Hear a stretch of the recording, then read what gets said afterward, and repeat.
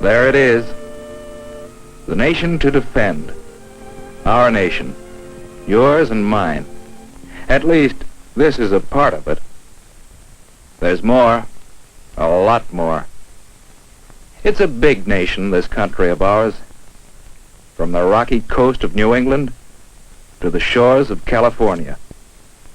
3,000 miles of America. I'm interested in this America.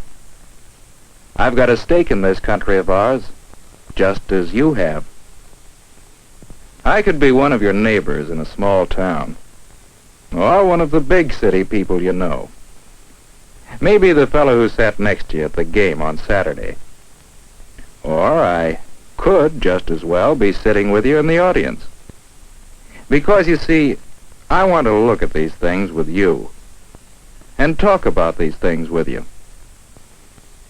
Today, a lot of you are thinking about the day you'll be called into the armed forces, called to serve your nation, and if necessary, to defend it. You think of the friends you'll have to leave, the sacrifices you'll have to make, and finally, when the time comes to go, maybe you'll think, what is it that needs defending? Why does it have to be defended? I think we know the answers. I think we know that what we have is worth defending. We hold these truths to be self-evident, that all men are created equal, that they are endowed by their Creator with certain unalienable rights, that among these are life, liberty, and the pursuit of happiness. That's part of our nation. Those are principles we've defended ever since the Declaration was written. And for the support of this declaration, with a firm reliance on the protection of divine providence, we mutually pledge to each other our lives, our fortunes, and our sacred honor. Know what that means? Sure you do. These men were setting up a new government, a new nation. They knew they must not fail. And to make it work, they were willing to give all their money and their lives, everything they had if necessary. Everything they had. Sometimes we forget the work and the danger these men went through to found our nation. They were men of peace, citizens much like us. But when they realized that their rights were in danger, when they could no longer negotiate with the enemy, they left their fields, their homes, everything they had, to defend the kind of life they believed in. You know the story of those men. Stand your ground. Don't fire unless fired upon. But if they mean to have a war, let it begin here. And so for the new nation, they fought. And for the ideas that nation stood for. They fought in the towns. They fought in the fields.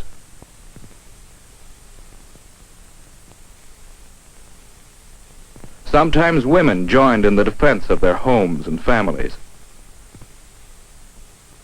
These were difficult years, years of suffering and toil. Yet the patriots stood together in their common cause.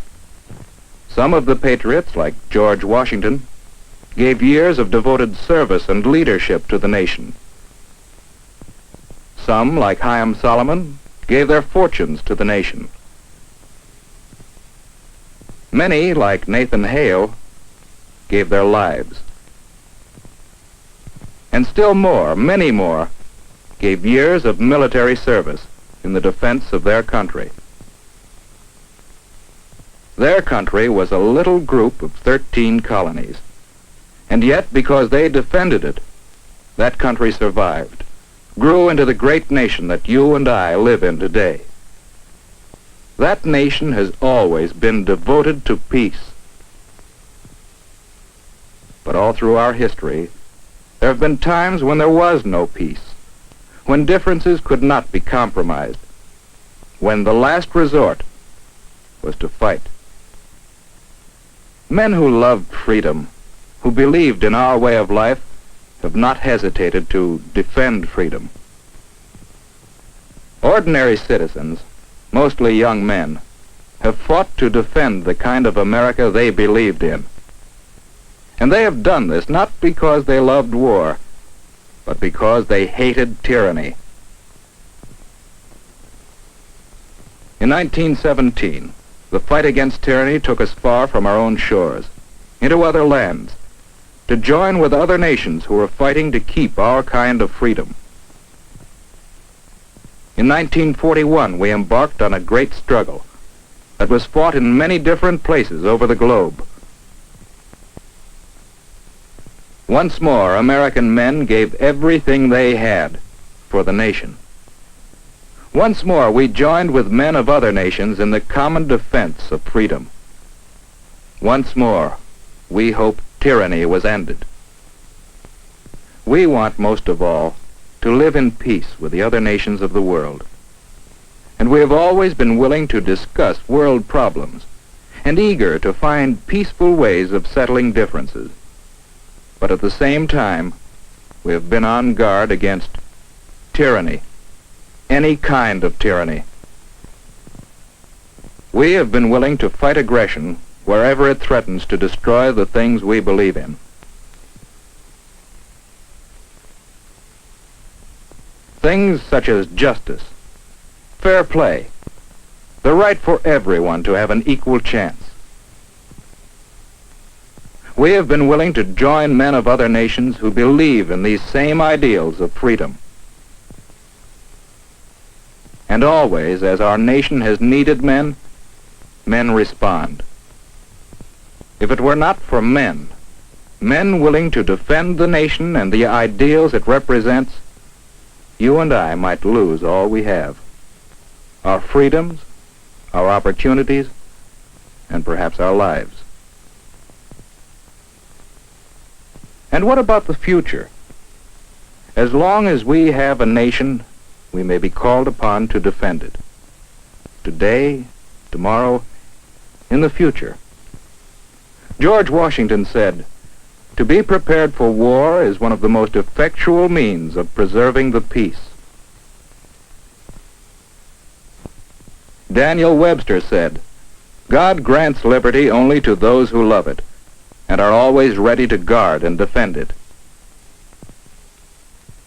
Woodrow Wilson said, "To such a task we dedicate our lives, our fortunes, everything that we are, and everything that we have." Everything that we have to defend our freedom. Life, liberty, and the pursuit of happiness. That's our kind of freedom. Remember, when you are called to serve your nation, you're called to preserve your freedom and ensure your way of life. You're called to ensure your freedom to choose your religion and the kind of work you want to do, to ensure your freedom of speech, to ensure your right to the pursuit of happiness. And you can think of more rights that you have. You know what they are. But wait.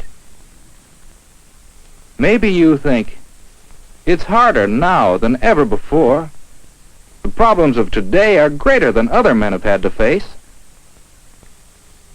Well, listen. These are the times that try men's souls. The summer soldier and the sunshine patriot will, in this crisis, shrink from the service of his country. But he that stands it now deserves the love and thanks of man and woman. These words were written by Thomas Paine, an American patriot, in 1776. And ever since, in the times that try men's souls, men have left their homes and their families to defend the nation. Our nation. Mine and yours.